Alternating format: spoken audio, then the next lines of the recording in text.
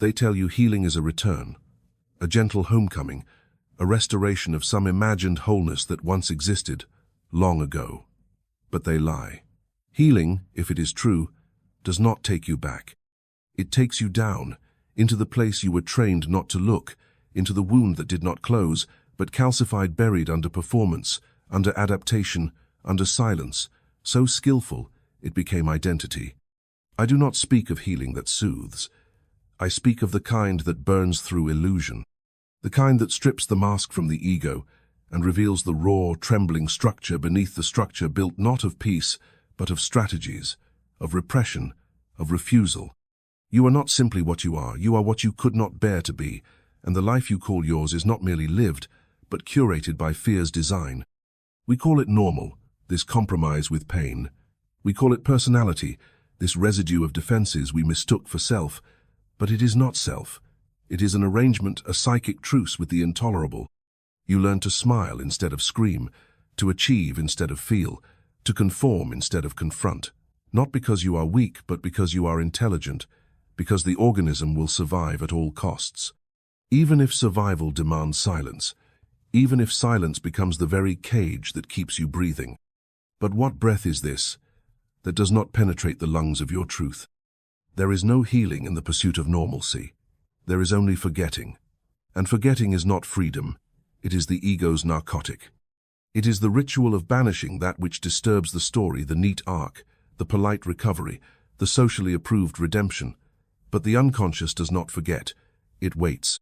It waits beneath the surface of every smile that feels false, every joy that does not move you, every success that leaves you hollow.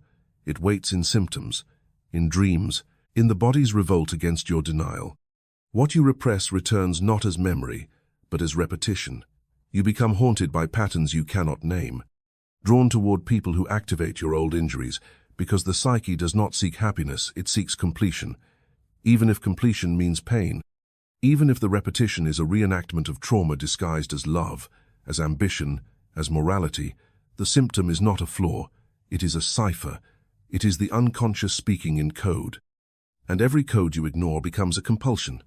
No one becomes unstoppable by avoiding themselves.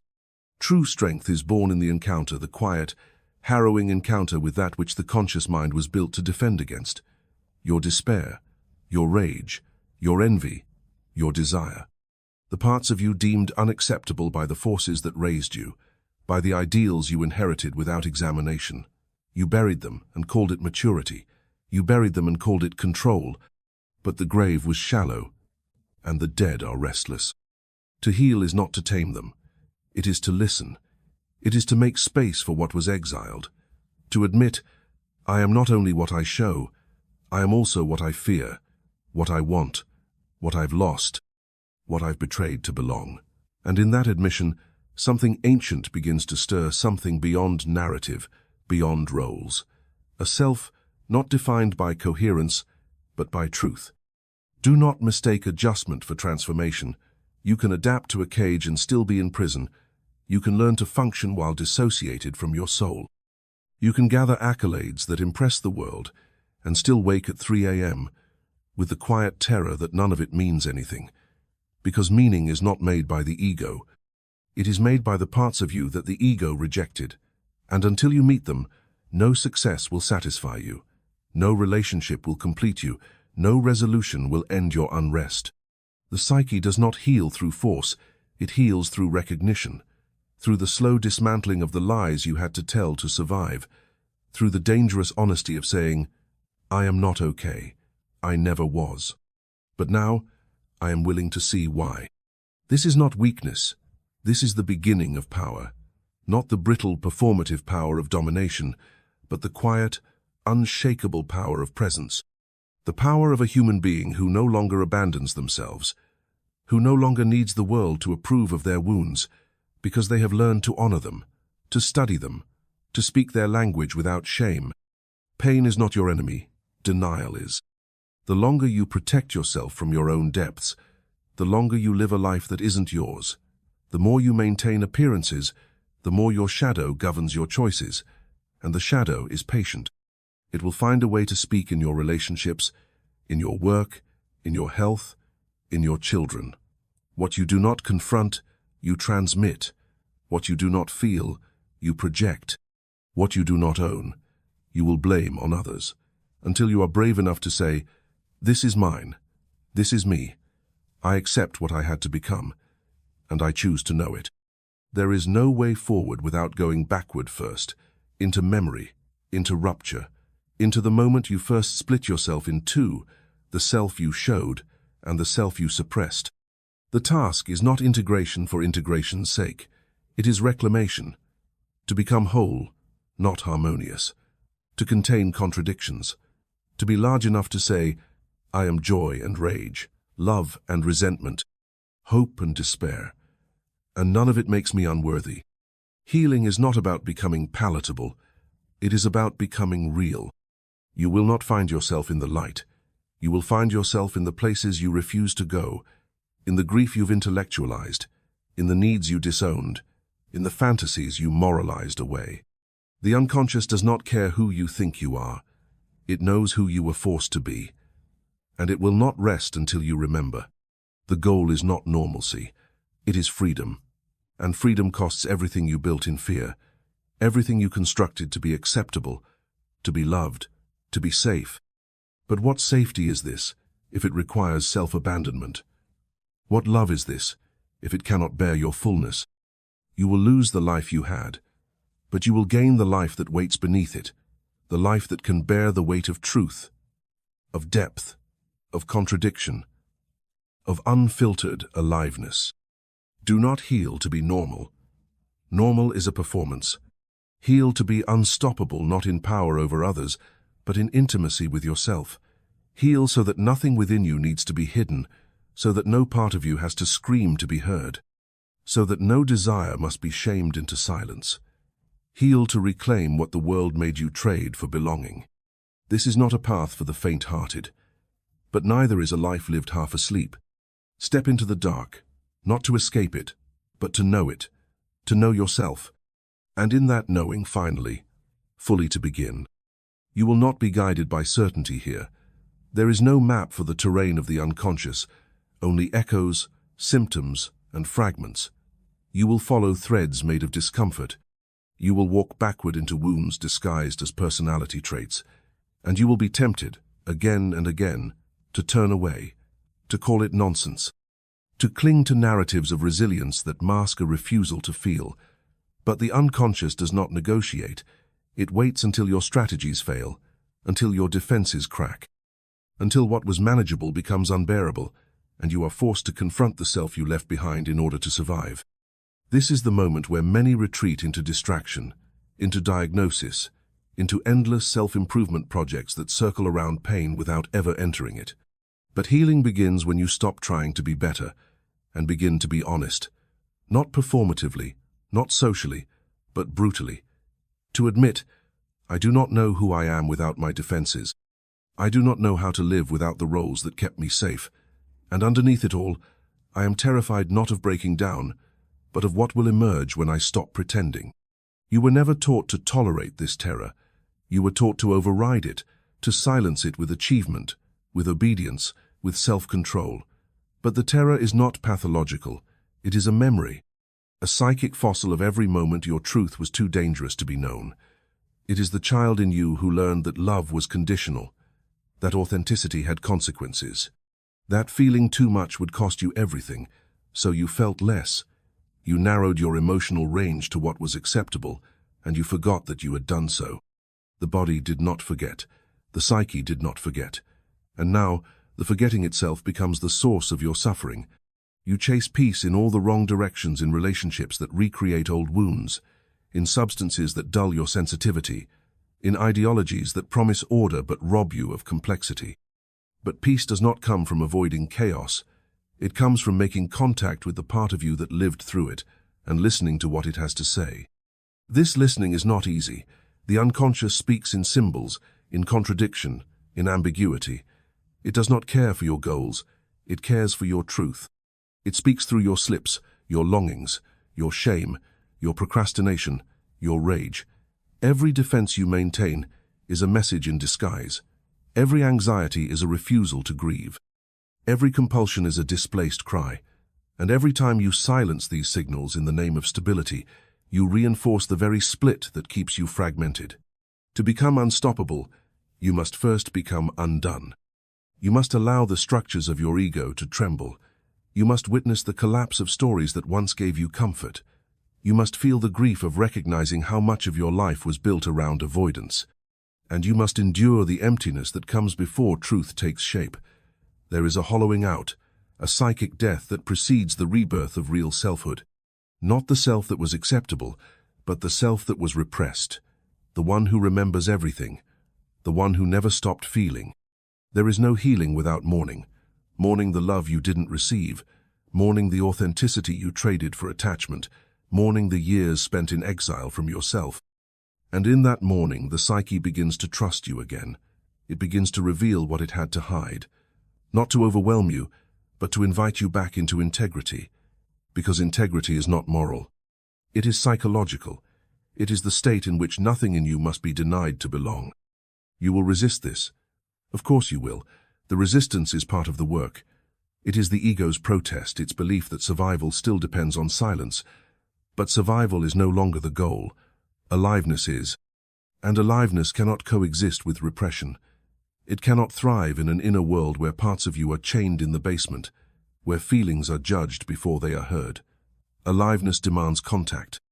It demands that you look at what you swore you'd never touch, and not to fix it, but to feel it, to metabolize it, to understand why it had to be hidden in the first place. This is not about blame. It is about seeing. Seeing how you inherited trauma as language, how you learned to interpret intimacy as danger, how your nervous system adapted to unpredictability by calling it love, and how these adaptations became identities not because they were true, but because they were necessary. You are not broken. You are brilliant. Your psyche chose survival over coherence. And now, it offers you a chance to choose differently, but only if you're willing to go where coherence cannot follow. You will not find yourself in the mirror of culture. Culture rewards repression. It rewards conformity, image, the illusion of control. But your truth is feral. It does not belong to roles. It does not fit in metrics. It cannot be scheduled or aestheticized. It is inconvenient. It is untidy. It erupts at inopportune times, in dreams, in conflict, in depression, in sexual impulse, in the refusal to keep pretending. Your truth is inconvenient because it threatens the whole structure. But the structure was never yours to begin with. The more you accommodate what wounds you, the more distant you become from the one who can heal. Not the healer who fixes, but the one who witnesses without flinching. The inner analyst. The internal gaze that refuses to look away. That sits with the pain without pathologizing it. That recognizes the symptom as a messenger, not a mistake. That sees the defense and does not shame it, but understands why it exists. And in that understanding, loosens its grip. This is how you become unstoppable, not by rising above your pain, but by descending into it. Not by transcending your humanity, but by embodying it fully. By allowing yourself to be cracked open by truth until nothing false remains. Until every mask is seen for what it is, a response, not an identity. A gesture towards safety in a world that did not know how to hold you. And now, you must learn to hold yourself. Not in the language of affirmation, but in the language of radical awareness, to say, I see you. I see the rage, the jealousy, the longing, the confusion. I see the parts that sabotage, that seduce, that scream, and I no longer exile you. You belong. Even when you disrupt, especially when you disrupt, because the disruption is sacred. It is the psyche's revolt against falsehood. It is the beginning of wholeness. There is no peace in perfection. There is only numbness. But in your contradictions, in your mess, in your unresolved grief, there is life. Real life. Pulsing, chaotic, unbearable, exquisite life. And to live it fully, you must be willing to lose everything that kept you half alive. This is not a return. It is a revolution. And it begins the moment you choose truth over comfort. Do not mistake this descent for regression.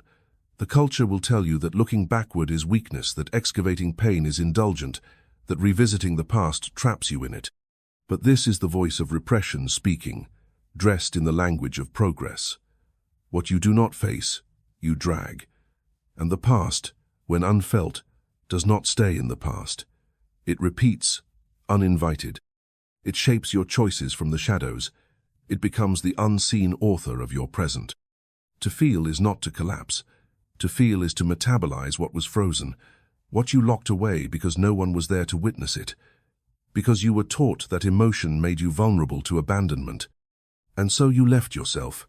Now the invitation is to return, not to repair the past, but to integrate it, to stitch the exiled parts of you back into your body, to make room for the full spectrum of your humanity, without judgment.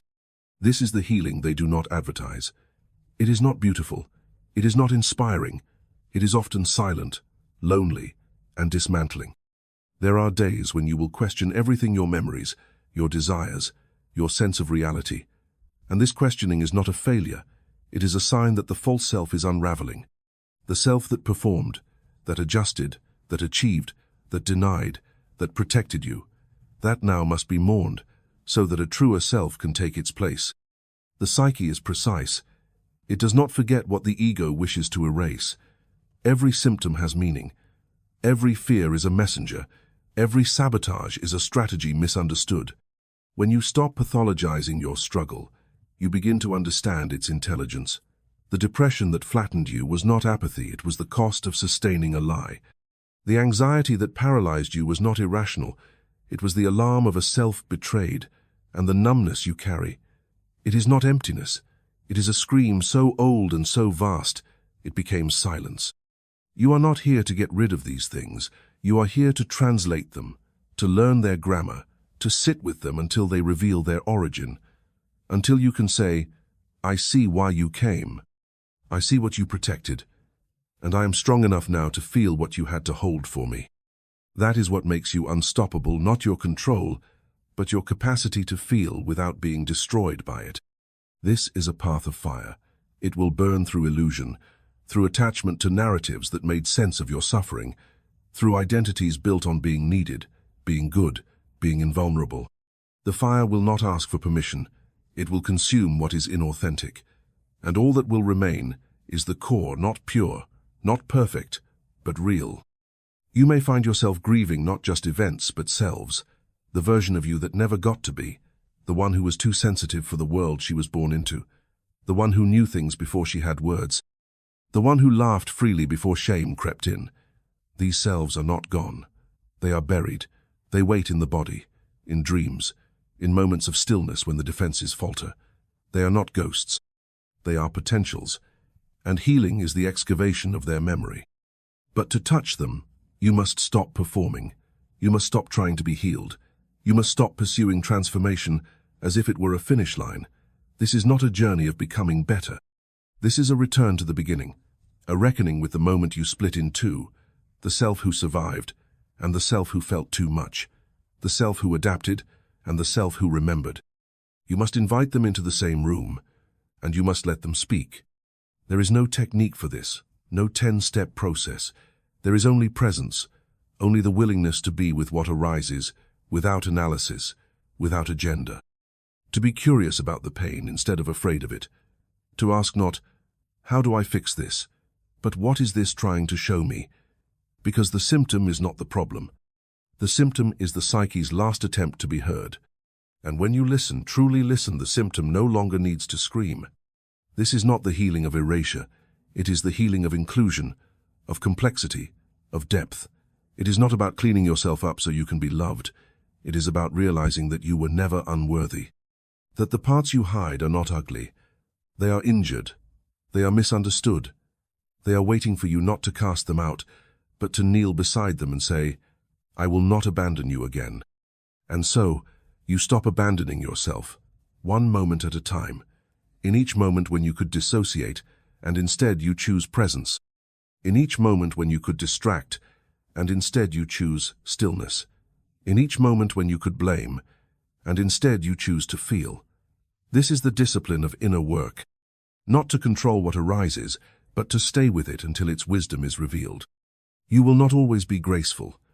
You will not always be certain. There will be days of regression, of doubt, of despair. These too are part of the process. Not failures, but layers. Each collapse is an invitation to meet another part of yourself, the one who didn't get to finish the story. The one who got stuck when the world said, too much. The one who still waits for someone to witness her pain without trying to fix it. Be that witness. Become the presence you once needed. Not to reparent yourself into perfection, but into permission. The permission to be complex, to be in process, to be human without apology. There is no final state, no ultimate arrival. The unconscious is infinite.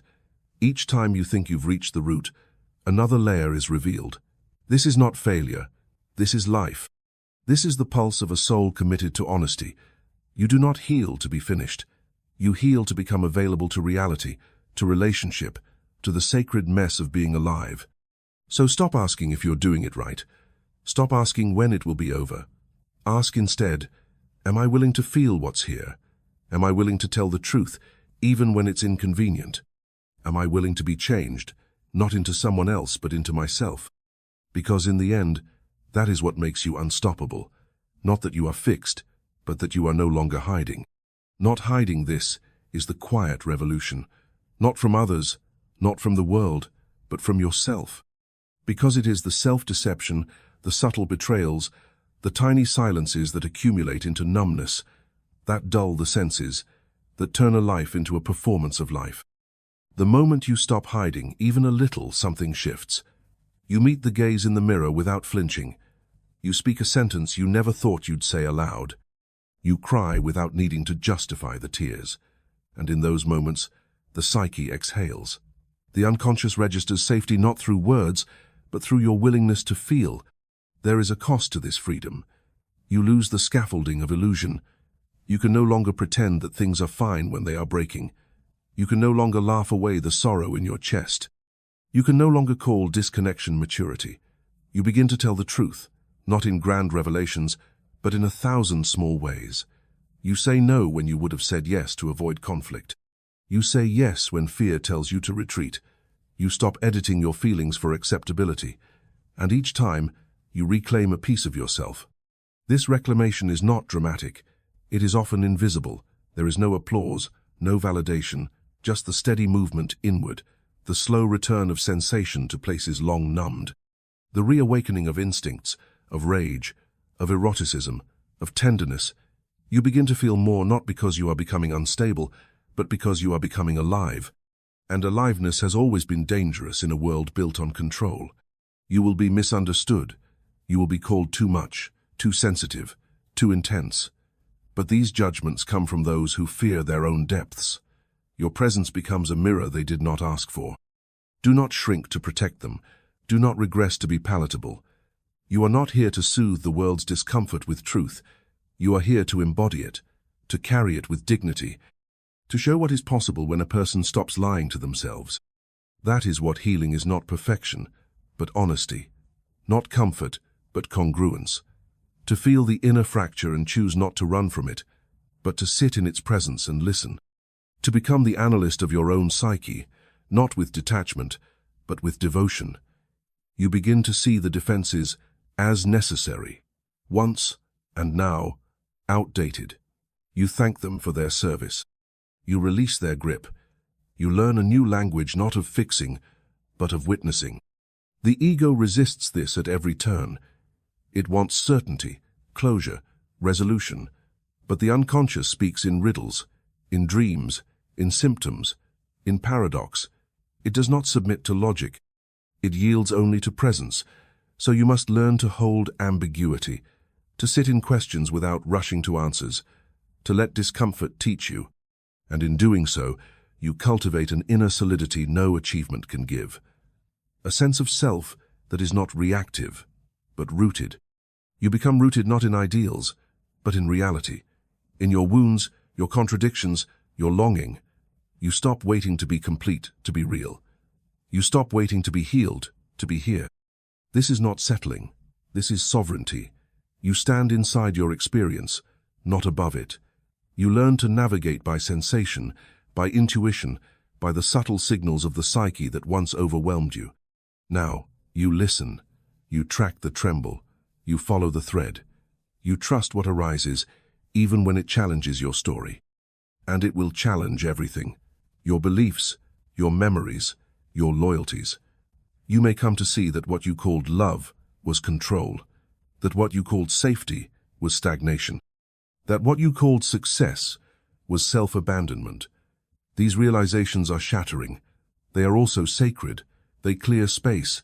They make way for a self who does not need to be managed, only met. This meeting is not a one-time event. It is a practice, a commitment, a daily return to presence, especially when presence feels unbearable, especially when the old strategies whisper seductively, numb, please, distract, perform. You do not shame the whisper. You hear it, you name it, and then you choose differently. Not because it is easy, but because you are no longer willing to betray yourself for peace. That is what it means to be unstoppable, to choose truth even when it costs you, to stay present even when it hurts, to let go of who you were taught to be and stand inside who you are, unfinished, unfolding, true. This is not a linear path. There will be forgetting. There will be collapse. There will be moments when you question the entire journey. These too are part of the psyche's rhythm. Not regressions, but revisitations. The unconscious does not heal on your schedule. It opens in spirals, not lines. Each return is deeper. Each descent is more honest. Each emergence more whole. You begin to see that the goal was never to be free of pain. The goal was to become intimate with it, to know its shape, its source, its voice, to respond, not react, to witness, not suppress.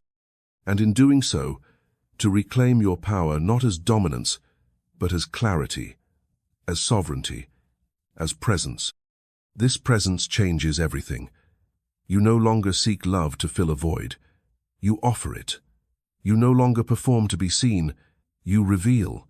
You no longer manipulate to avoid loss. You let go. And in that letting go, you are finally held not by others, but by the truth you refuse to deny. Do not heal to be normal. Normal is the mask of repression. Heal to remember who you are beneath the conditioning. Heal to feel fully, love deeply, grieve completely. Heal to carry your truth like a flame in a world that prefers shadows. Heal so that no part of you must remain in exile. This is not the end. This is the beginning. And beginnings are never clean. They are raw, trembling, honest. They are the moment you stop running. The moment you say yes to the mess, to the madness, to the miracle of being a psyche in process. This is your life, not the one you were told to live, the one that waits beneath the rubble of repression. Uncover it, feel it, become it. Let nothing in you be silent again. There will come a moment not loud, not triumphant, but quiet when you realize you are no longer waiting to be saved. Not by healing, not by answers, not by time. You are simply here, present to the ache that shaped you, and the truth that endures beneath it. No longer divided by the need to be acceptable, no longer split between who you are and who you perform to be. You will wake one morning and the war inside you will have quieted not because you have defeated it, but because you have stopped denying its purpose. You have learned its language. You have sat with its sorrow. You have traced its contours in the dark and found not pathology but poetry. And in that poetry, you see, you were never lost. Only buried. Under expectations, under shame, under the silent grief of growing up unseen. Now, you are no longer asking the world for permission to exist. You are not asking your pain to shrink. You are not asking your story to resolve. You are standing, fully, in the wreckage and the resurrection. Not healed but awake. Not perfect but whole. Not free from wounds but free from hiding them. This is the end of pretending. This is the end of performing life as if it is something you must earn. This is where the unconscious begins to trust you again because you have stopped leaving yourself. This is where your presence becomes revolution. So let the world call you unruly. Let them say you feel too much, speak too deeply, stay too long in silence. Let them turn away if they must. You are not here to be palatable. You are here to be true. And there is nothing more unstoppable than a person who is no longer afraid of their own depth. Welcome home.